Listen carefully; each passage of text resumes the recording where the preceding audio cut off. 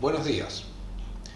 Bienvenido al curso Química Biológica Avanzada para investigadores del área biomédica.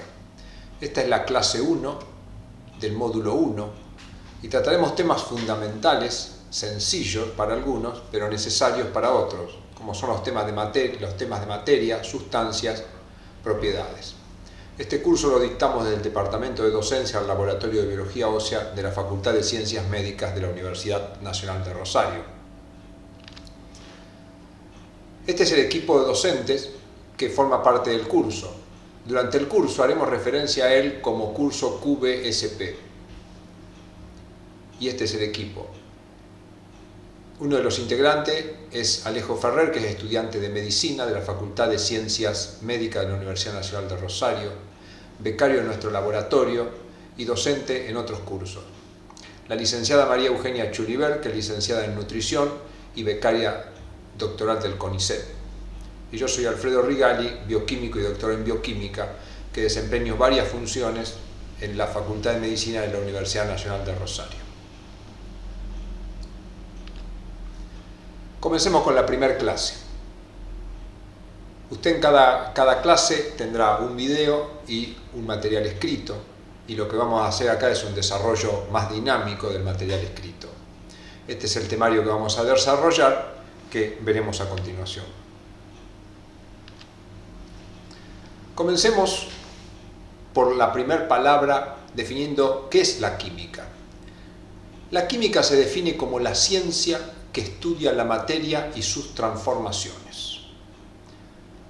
Es una ciencia, por lo cual toda la información surge a partir de la aplicación de métodos científicos y quienes generan la información que forma esta materia son científicos que a través de la observación y la experimentación sobre la materia y sus transformaciones crean lo que vamos a estudiar, que es la química.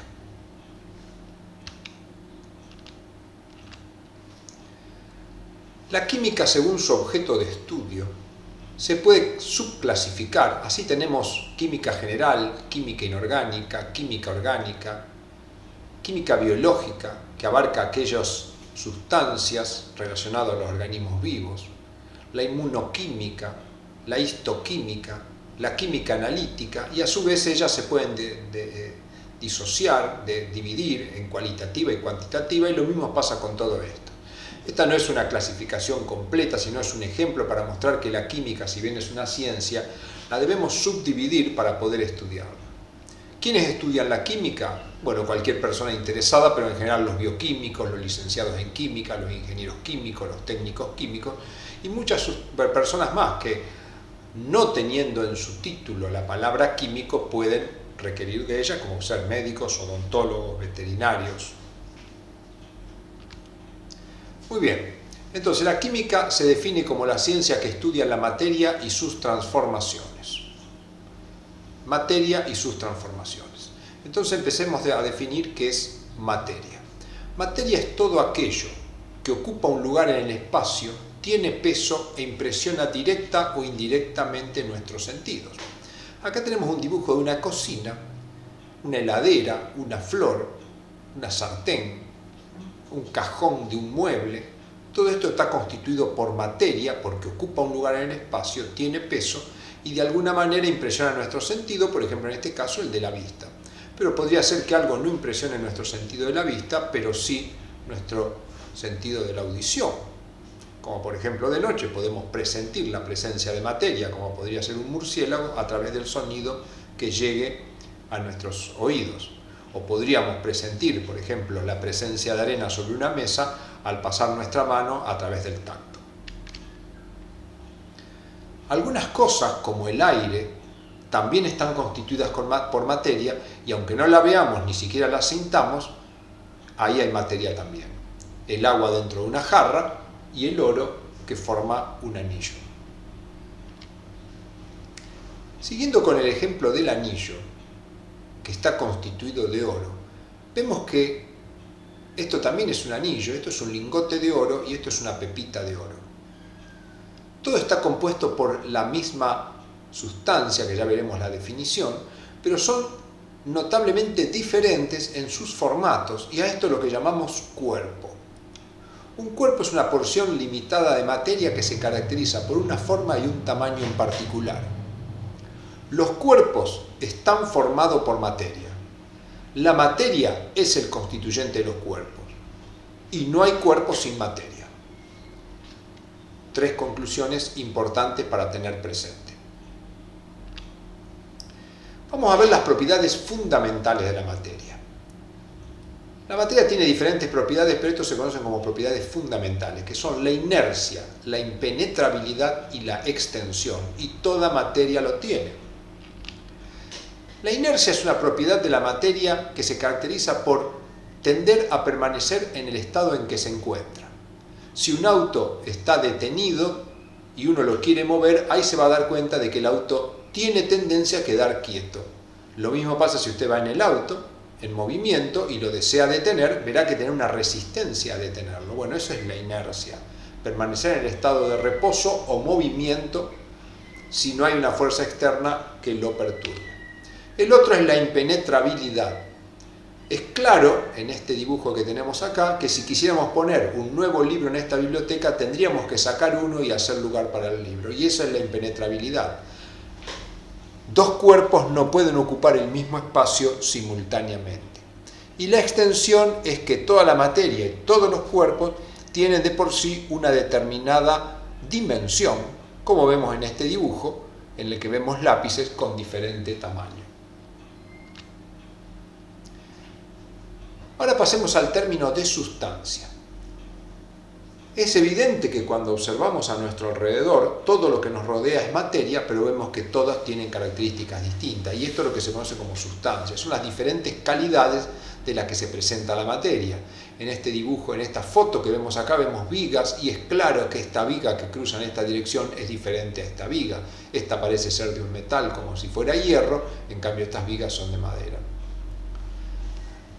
La sustancia es materia con propiedades diferentes al resto. La materia se presenta en forma de diferentes sustancias, pero sigue siendo materia. Puede haber cuerpos de una sola sustancia como cuerpos de más de una sustancia. Como vemos acá, tenemos 2 anillos.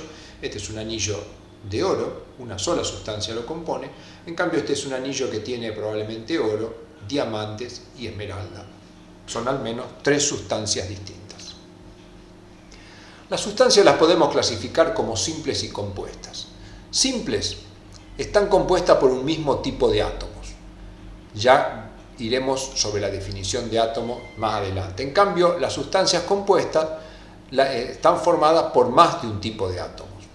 Si yo tengo un cuerpo y le aplico un proceso de división, tendré un solo tipo de átomos que obtengo a partir de estos. En este caso serían átomos de oro. Si tengo este otro cuerpo, que es un anillo, que a simple vista se ven 3 sustancias distintas, y le aplico un proceso de división, es decir, lo voy fraccionando, me encontraré con que hay más de un tipo de átomo o partículas que lo forman, como ser oro, carbono y silicio. Si veo esta placa, que a simple vista parece uniforme, que es un vidrio de color verde, le aplico una división, voy a encontrar más de un tipo de átomos, como potasio, silicio, fósforo, etc. Entonces, sustancias simples son aquellas que tienen un solo tipo de átomo, y sustancias compuestas las que tienen más de un tipo de átomos. Veamos los conceptos de átomos y moléculas. El átomo es la menor porción de la materia que puede intervenir en una reacción química. Por ejemplo, el átomo de oxígeno. Una molécula es la menor porción de la materia que tiene las propiedades de la sustancia que compone. Veamos esto. Supongamos que tenemos un trozo de un material que podría ser un vidrio, que está compuesto por silicato de calcio. Si nosotros este trozo de vidrio lo fuéramos rompiendo, iríamos obteniendo cada vez piezas más chicas hasta que llegamos a una pieza extremadamente pequeña que, si ya la rompemos, deja de ser igual a la sustancia, al cuerpo del cual, a la sustancia que compone el cuerpo del cual proviene. Esta menor porción que yo obtendría de ir fraccionando este cuerpo es lo que conocemos como molécula. Si yo juntara muchas de esas moléculas, volvería a obtener la sustancia, y si le diera la forma, el cuerpo que tengo. En cambio, si yo a esta molécula, esta menor porción, la sigo fraccionando, voy a obtener silicio, oxígeno y calcio, que son estructuras que ya no tienen las mismas propiedades que la partícula o molécula de donde la he obtenido. En este caso lo he representado con esferas de diferente color. Si yo a estas esferas, que son los átomos, átomos de silicio, de oxígeno y de calcio, los junto, no voy a obtener el cuerpo. ¿Por qué? Porque los tres juntos son silicio, oxígeno y calcio y no son silicato de calcio. ¿Qué tendría que hacer si yo a partir de estas partículas, conocidas como átomos, quisiera obtener un cuerpo formado por moléculas de silicato de calcio? Bueno, pues muy sencillo. A partir de estos átomos, yo tendría que primero juntarlos, producir una reacción química en la cual estos átomos se unen entre sí, y un tema que estudiaremos más adelante, y ahí sí obtendré partículas que son las moléculas de silicato de calcio con las cuales podré volver a obtener el cuerpo. Por lo tanto, las moléculas tienen las mismas propiedades que la sustancia del cuerpo del cual proviene, mientras que los átomos no, y son las menores partículas con las cuales puedo hacer una reacción química para obtener una molécula. Sigamos con propiedades de la materia y clasifiquémosla de otra manera. Ya vimos las propiedades fundamentales, ahora vamos a clasificar las propiedades en extensiva e intensiva. Las propiedades extensivas dependen de las dimensiones del cuerpo. En general dependen más del cuerpo y de la materia en general que de la sustancia que las constituye. En cambio, las intensivas no dependen de la extensión y en general dependen más de la sustancia que constituye el cuerpo que en el cuerpo en sí mismo. Acá, por ejemplo, tenemos 3 cubos de un metal y comparamos largo de la arista, es decir, esto en los 3 cubos, sería el largo de la arista, y el brillo. El largo de la arista es claro que es una propiedad extensiva y es distinta en los 3 cubos, independientemente de la sustancia que lo forme. Entonces, el largo de la arista es una propiedad extensiva, depende del cuerpo en sí. Contrariamente, el brillo es el mismo independientemente de qué tamaño tenga. Eso es una propiedad intensiva. Depende más de la sustancia que está constituyendo. Si este cubo no fuera de la misma sustancia, su brillo sería diferente. Siguiendo con propiedades extensivas e intensivas. Acá tenemos una gota de agua y una jarra de agua que están dibujadas a diferentes escalas, obviamente. Una gota de agua tiene aproximadamente una masa de 0,05 gramos y un volumen de 0,05 mililitros. La jarra de agua, esta jarra en particular, tiene una masa de 800 gramos y un volumen de 800 mililitros. Es claro que la masa es una propiedad extensiva, más grande el cuerpo, más grande la masa y el volumen también. Hay propiedades, un ejemplo importante y clásico es la densidad, que se calcula dividiendo la masa por el volumen. Justo las dos propiedades que he mencionado acá. Para el primer caso, si calculáramos la densidad, ¿qué me daría? 0,05 gramos sobre 0,05 mililitros, esto sería la densidad de la gota, me da 1 gramo por mililitro. Si calculo la densidad para el agua de la jarra, me queda 800 gramos, 800 mililitros, 1 gramo por mililitro. Vemos que las densidades valen lo mismo independientemente del tamaño del cuerpo.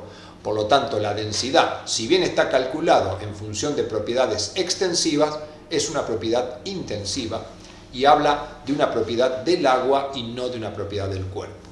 En general, cuando una propiedad se define como el cociente de dos propiedades extensivas, el resultado es una propiedad intensiva. Entonces recordemos, las propiedades extensivas nos van a estar hablando más del cuerpo y las intensivas más de la sustancia. Entonces, propiedades extensivas, cuerpo y materia, propiedades intensivas, sustancia. Siguiendo con la materia, vamos a ver ahora los estados de agregación de la materia. ¿Qué son los estados de agregación? Lo que vemos en este dibujo. El agua, todos conocemos que puede estar en un estado líquido, en un estado de vapor y en un estado sólido. Todo es agua. Agua líquida, agua vapor, agua sólida. ¿Por qué una sustancia? Y esto que nosotros vemos con el agua se puede presentar con cualquier sustancia. El agua nos resulta común porque coexistimos diariamente con los tres estados. ¿De qué depende que una sustancia esté en estado líquido, vapor o sólido? Básicamente de las fuerzas de atracción y de repulsión que existen entre las moléculas. Cuando las fuerzas de atracción son más grandes que la fuerza de repulsión, las moléculas tienden a juntarse entre sí y generan el estado sólido. Cuando las fuerzas de atracción son similares a las fuerzas de repulsión, las moléculas se alejan y pasamos al estado líquido. Y si las fuerzas de repulsión entre las moléculas son más grandes que las fuerzas de atracción, estamos en el estado gaseoso. Veamos acá algunos ejemplos. Este cubo está representando estado sólido, este recipiente con un líquido, y acá tendríamos estado gaseoso. Veamos alguna característica. Supongamos que tenemos una superficie con un orificio. Si yo a este cuerpo lo apoyo sobre ese orificio y vengo dentro de un tiempo, voy a encontrar que el cuerpo sigue apoyado y no ha atravesado el orificio. Eso quiere decir que el estado sólido tiene poca capacidad de fluir. Es muy difícil hacer pasar algo sólido a través de un orificio pequeño. Veamos qué pasa con el líquido. Si yo al líquido que tengo en este recipiente, que adopta la forma del recipiente, lo pongo sobre esta misma superficie, ya va a perder la forma del recipiente y esa es una de las propiedades del líquido. El líquido se adapta al recipiente que se encuentra. Y si vengo dentro de un tiempo, lo que voy a encontrar es que este líquido que yo había colocado desapareció porque escurrió y pasó al recipiente que coloqué abajo. Se dice que el líquido fluye, tiene capacidad de fluir. Entonces las dos principales características del líquido es que fluye y que adopta la forma del recipiente que lo contiene. Pero sigue manteniendo el volumen. Si yo tenía un determinado volumen de líquido, tengo el volumen acá y tengo también el volumen acá. ¿Qué pasa con el estado gaseoso? El estado gaseoso, si yo lo pongo contra una superficie que tiene un orificio y vengo dentro de un tiempo, lo que voy a encontrar es que va a ir pasando de un lado a otro de la misma manera que lo hacía el estado líquido. La única diferencia es que el estado gaseoso no tiene un volumen propio, no lo va a mantener y si yo esto lo dejo va a seguir expandiéndose hasta alcanzar volúmenes enormes. Entonces hemos visto que hay tres estados, el gaseoso, el sólido y el líquido. Como vemos en este dibujo, en esta foto, acá tenemos el agua en los tres estados. Las nubes constituyen estado gaseoso, el glaciar, el hielo, estado sólido y el agua del lago, estado líquido. Se pueden producir cambios de estado y cada uno de estos cambios de estado tienen un nombre en particular. Cuando del estado gaseoso paso al sólido se conoce como sublimación y si del sólido paso al gaseoso se conoce como volatilización. Estos dos cambios no son comunes de observar en la vida cotidiana. Por ejemplo, el de sólido a gaseoso, a modo de ejemplo, tenemos una bolita de naftalina que con el tiempo va desapareciendo o se va achicando la bolita porque va pasando a estado gaseoso. El pasaje de gaseoso a sólido es más difícil de observar en la vida cotidiana. El pasaje de sólido a líquido se conoce como fusión y sería cuando este hielo se va derritiendo para pasar a estado líquido. Contrariamente, el pasaje de líquido a sólido es la solidificación. En el caso del agua en particular se suele conocer como congelación, pero el término en general es solidificación. El líquido puede pasar a estado gaseoso, directamente desde el líquido a las nubes. Eso se conoce como vaporización. Y la vaporización tiene dos formas, la evaporación y la ebullición, que son dos formas del mismo proceso con algunas características distintas. En cambio, el pasaje de gaseoso a líquido se conoce como liquefacción y es cuando pasamos, por ejemplo, de las nubes al estado líquido, como ocurriría, por ejemplo, durante una lluvia. Algunos conceptos adicionales. Reforcemos algunos conceptos de cuerpo, sustancia, elemento, símbolo y fórmula. Acá tenemos tres fotos. Barras de aluminio, tubos de oxígeno y una tiza compuesta por sulfato de calcio. La barra, el tubo y la tiza son los cuerpos a los que nos estamos enfrentando. El aluminio es la sustancia que constituye las barras. El oxígeno es la sustancia que llena a los tubos. Y el sulfato de calcio es la sustancia que constituye a la tiza. Aluminio, oxígeno y sulfato de calcio son sustancias y todas ellas por supuesto, son materia. El aluminio se puede representar a través de un símbolo. Estos símbolos se adjudican arbitrariamente y en general pueden tener una o dos letras, siendo la primera letra mayúscula. El oxígeno es una sustancia y se representa a través de una fórmula. Esto nos está indicando que dos átomos de oxígeno constituyen a la sustancia oxígeno. En cambio, un solo átomo de aluminio constituye al aluminio. El aluminio y el oxígeno son sustancias simples. ¿Por qué? Porque están constituidas solo por átomos de aluminio o solo por átomos de oxígeno. Esto es un elemento, mientras que esto es una sustancia compuesta por el elemento oxígeno. El sulfato de calcio, que es una sustancia, la representamos de esta manera y esto se conoce como una fórmula. La fórmula, ¿qué es? Es una representación simbólica de una sustancia compuesta. ¿Por qué una sustancia compuesta?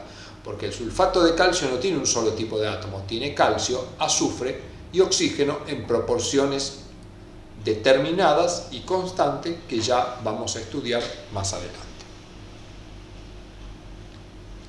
Acá finalizamos esta clase y nos estaremos viendo en poco tiempo.